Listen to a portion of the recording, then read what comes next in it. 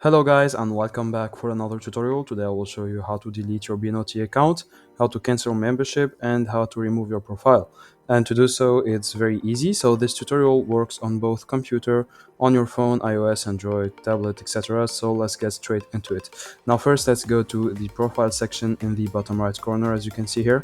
So in this menu you will find this settings button. So it's this gear icon here. So let's just click on it and then scroll down a bit.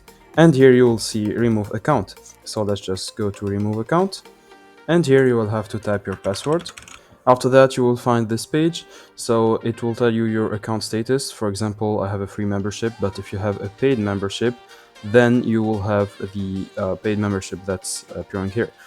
Now in this choose the option below list, you will have these options: take me off the mailing list, hide my profile, remove my profile, etc. Let's just go to, for example, remove my profile, contacts and personal information completely if you want to vanish from the platform as if you have never existed on it.